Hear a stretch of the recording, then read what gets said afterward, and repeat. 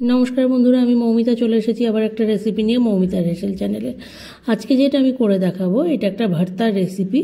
এটা হচ্ছে এঁচোড়ের ভর্তা, যেটা কিন্তু এখন এই সময় খেতে খুবই ভালো লাগবে। এবার কি করতে হবে এঁচোড়ের ভর্তাটা বানানোর জন্য? প্রথমেই এঁচোড়কে আমি এরকম টুকরো টুকরো করে নিয়েছি। আমি বাজার থেকে একটা কচি এঁচোড় কিনে নিয়ে এসেছিলাম।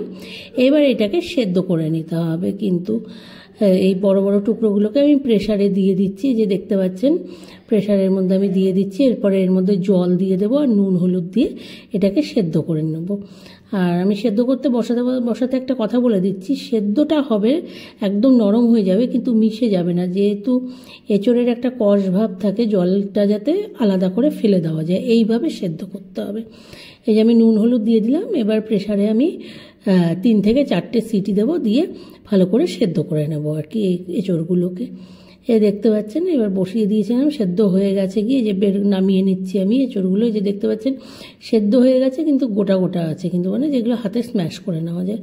এই যে সেদ্ধ করা এঁচোড়, এখানে আছে টমেটো কুচি, এখানে লঙ্কা বাটা, পেঁয়াজ কুচি, এখানে জিরে শুকনো লঙ্কা এটা ফোড়নের জন্য, এখানে আছে জিরে ধনে বাটা, এখানে রসুন থেতো করা, আর এখানে আদা বাটা। এই লাগছে কিন্তু আমার। এবার কি করব, আমি কড়াইতে তেল দিয়ে দেবো। এঁচোড়ে আমরা সবাই জানি একটু তেল বেশি লাগে, সেই জন্য তেলটা একটু বেশি করেই দেবো। আমি অনেকটাই তেল দিলাম, প্রায় 3 টেবিল স্পুন মতো আমি তেল দিয়ে দিলাম। এবার তেলটাকে গরম হতে থাক, আমি এই যে হাতা দিয়ে এঁচোড়গুলোকে এইভাবে ভেঙে নিচ্ছি, একদম পুরো মিশিয়ে দেব।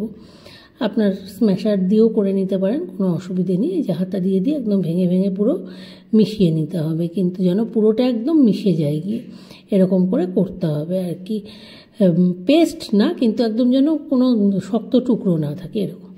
তেল এদিকে গরম হয়ে গেছে। গিয়ে এর মধ্যে আমি দিয়ে দিলাম শুকনো লঙ্কা আর জিরেটা ফোড়নে দিয়ে দিলাম। ফোড়নটা একটু ভাজা হয়ে গেলে গিয়ে এর মধ্যে আমি দিয়ে দেবো প্রথমে রসুন কুচিটা। রসুনটা দিয়ে আবার একটু ভাজতে হবে, কিন্তু এই যে রসুনটা দিয়ে দিলাম থেতো করা, দিয়ে এবার একটু ভাজা ভাজা হলে রসুনটা দিয়ে দেবো আমি এর মধ্যে পেঁয়াজ কুচি। আমি পেঁয়াজ এখানে 3টে নিয়েছিলাম, মিডিয়াম সাইজের পেঁয়াজ কুচিয়ে রেখেছিলাম, সেটা এবার আমি এর মধ্যে দিয়ে দেবো। কিন্তু পেঁয়াজ কুচিটাকে এবার একটু ভাজতে হবে, মানে হালকা গোল্ডেন ব্রাউন করে ভেজে নিতে হবে পেঁয়াজটা। এই যে দেখতে পাচ্ছেন পেঁয়াজটা একটু ভাজা ভাজা করে নিচ্ছি আমি। পেঁয়াজটা একটু ভাজা ভাজা হয়ে গেলে এর মধ্যে আমি দিয়ে দেবো টমেটো কুচিটা।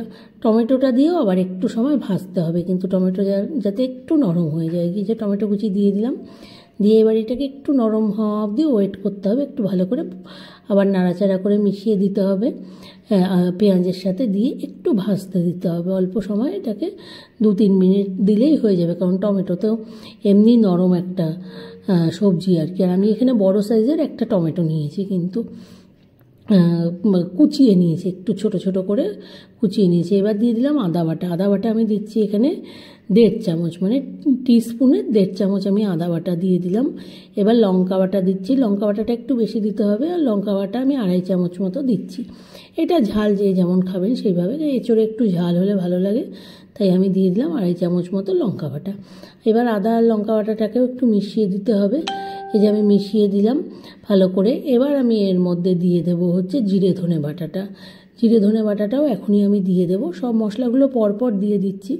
এই দেখতে পাচ্ছেন 1 চামচ আমি দিয়ে দিলাম, আর অল্প দেবো 1.5 চামচ মতো আমি দিয়ে দিলাম হচ্ছে জিরে ধনে বাটা। এবার এটাকেও ভালো করে কিন্তু সব মশলার সাথে মানে মিশিয়ে কষাতে হবে, একটু ভালো করে কষাতে হবে এটাকে। এই যে সব মশলার সাথে ভালো করে মিশিয়ে দিলাম, মশলাগুলো কিন্তু অনেকটাই কষে গেছে গিয়ে। এবার এর মধ্যে আমি দিয়ে দেবো হচ্ছে ওই যে সেদ্ধ করে স্ম্যাশ করে রাখা এঁচোড়গুলো। যে দেখতে পাচ্ছেন এইভাবে আমি স্ম্যাশ করে নিয়েছি।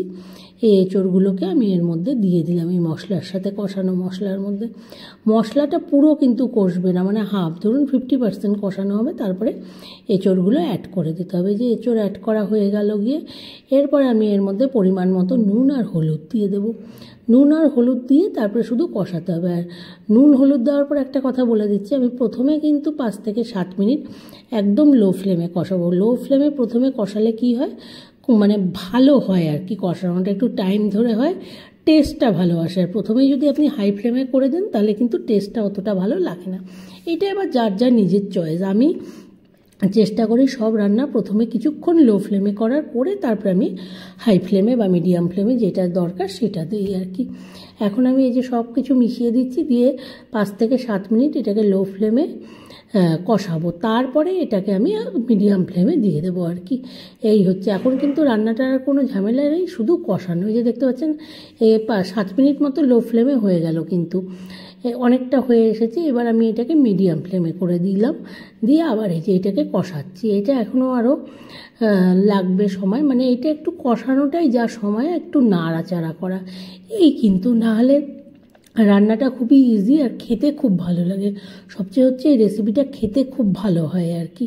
এই যে এটা কিন্তু হয়ে এসেছে, মানে অলমোস্ট হয়ে এসেছে। এটা আপনার দেখতেই পাচ্ছেন যে অনেকটাই কষে গেছে গিয়ে, একদম মশলার সাথে সব মিশে গেছে গিয়ে, আর অদ্ভুত সুন্দর একটা স্মেল বেরিয়েছে, মানে গন্ধটা যে কি ভালো লাগছে সেটা আপনাদের বলে বোঝাতে পারবো না আর কি। এটা কিন্তু সম্পূর্ণ রেডি। এবার এটাকে আমি সার্ভিং প্লেটে সার্ভ করে দিচ্ছি।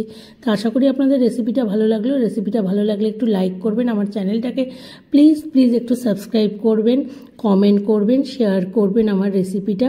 আশা করি আপনাদের রেসিপিটা ভালো লাগলো। অনেক অনেক ধন্যবাদ।